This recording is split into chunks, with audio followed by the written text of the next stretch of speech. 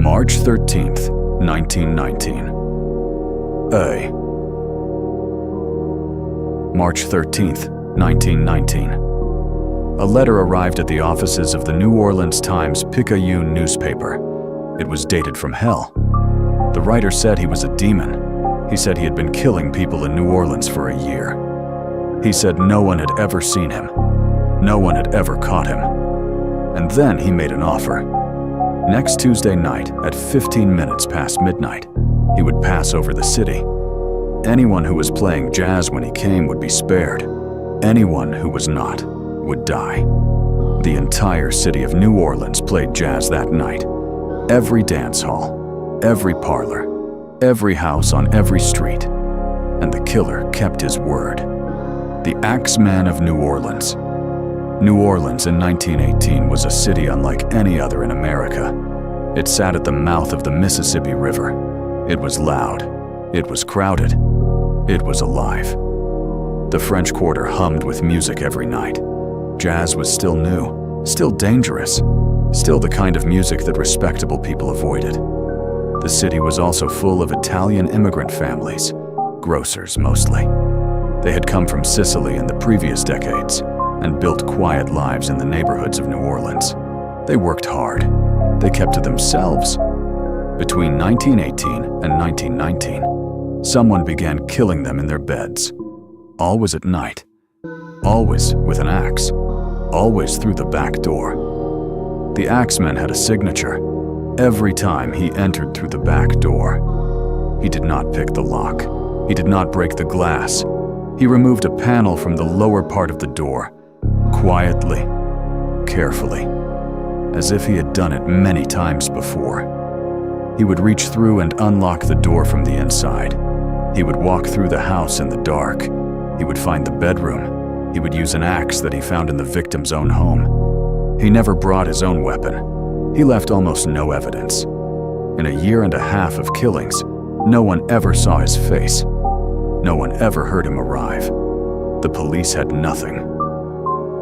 The first confirmed attack came on May 23, 1918. Joseph Maggio and his wife, Catherine, were asleep in their apartment above their grocery store on the corner of Upper Line and Magnolia Streets. When their brothers arrived the next morning, they found the back door panel removed. They found Joseph and Catherine in their bed. Both had been struck repeatedly with an axe. Catherine was dead. Joseph died shortly after.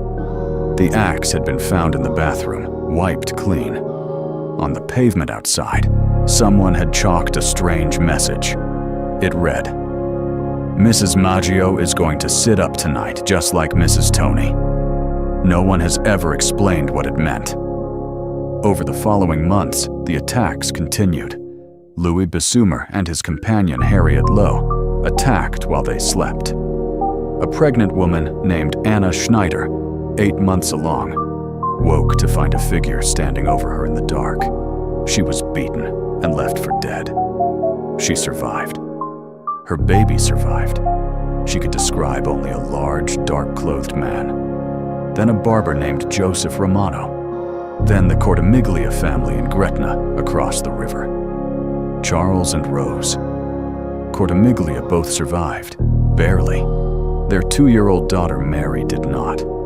All Italian grocers or their neighbors, all attacked at night. Always the same back door. Always an axe from inside the house. The city was terrified. And then the city received a letter. The letter was published in the Times-Picayune on March 13th, 1919. It was dated simply from hell. The writer said he was not a human being. He said he was a fell demon, a spirit from the hottest hell. He said that the people of New Orleans had never seen him because he was invisible, like the ether that surrounds the earth. He said he had been among them for hundreds of years. He said he would come again. Next Tuesday night, March 19th, at 15 minutes past midnight, he would pass over the city of New Orleans. And in every home where a jazz band was playing, he would pass over without harming anyone. Every home where there was silence, he said, would get the axe. He signed the letter simply, the Axeman. The police did not know what to make of it. Was it a hoax? Was it the real killer? Was it a madman? They could not decide. But the people of New Orleans did not wait for the police to decide. On the evening of Tuesday, March 19th, 1919, the city of New Orleans played jazz. Every dance hall was filled beyond capacity. Professional musicians played until dawn.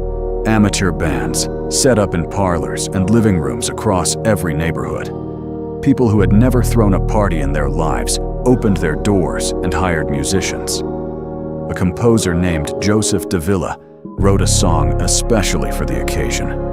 He called it The Mysterious Axeman's Jazz. Don't Scare Me, Papa. It was performed all across the city that night. At 15 minutes past midnight, New Orleans held its breath. Nothing happened. Not a single attack. Not one. The Axeman had kept his word. But the Axeman wasn't finished.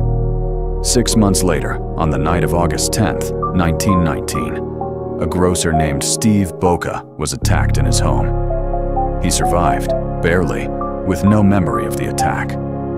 In September, a young woman named Sarah Laumann was found beaten in her bed. No back door panel was removed. The method had changed slightly. And then, on October 27th, 1919, the Axeman struck for the last confirmed time. A grocer named Mike Pepitone was killed in his bedroom while his wife slept in the next room. She arrived at the door just in time to see a large, dark figure disappearing through the window. And then the Axeman was gone. 1 year later, in December 1920, the widow of Mike Pepitone walked into a street in Los Angeles and shot a man dead. His name was Joseph Mumfre.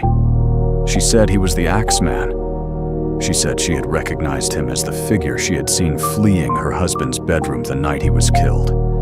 She was tried for murder. She was convicted. She served 3 years. She never changed her story. Joseph Mumfre had a criminal record. He had been in prison during a period in 1911 when the attacks had paused. He had been released when the attacks resumed. He had been imprisoned again in 1913, and again, the attacks had stopped. He was released in 1918. The attacks began again within weeks. The timing was remarkable. Every time Mumfre went to prison, the attacks stopped. Every time he was released, they started again. But the widow's testimony was all the police had. There were no fingerprints, no witnesses to any of the murders, no physical evidence connecting Mumfre to any of the crime scenes. He was dead. He could not be questioned. And so the case was closed. Not solved. Just closed. Investigators have debated for over a century who the Axeman really was. The Italian connection led some to believe he was connected to the Mafia. The Black Hand, a Sicilian extortion organization active in American immigrant communities in the early 1900s, was known to target Italian grocers who refused to pay protection. Some victims had received threatening letters before they were attacked. But the Mafia theory does not explain the letter. The Black Hand did not write to newspapers. They didn't make jazz performances a condition of survival. The letter sounds like someone else entirely. Someone who wanted an audience. Someone who enjoyed the theater of fear. The letter is the most disturbing thing about the Axeman case. Not because of what it threatened, but because of the control it demonstrated. He did not write to boast. He wrote to negotiate. He offered the city a deal. He understood publicity. He understood that the letter would be published. He understood that people would be afraid, and that fear would make them do exactly what he asked. He turned an entire city into participants in his ritual. Every jazz band that played that night, every family that opened their parlor to musicians, every person who danced until midnight to stay safe, they were all doing what he told them to do. He had made New Orleans his instrument. The Cortimiglia case produced one of the strangest subplots of the entire investigation. After the attack that killed their daughter Mary, Rose Cortimiglia accused two neighbors, Orlando and Frank Giordano, father and son, of being the killers. Both were convicted. Orlando was sentenced to life in prison.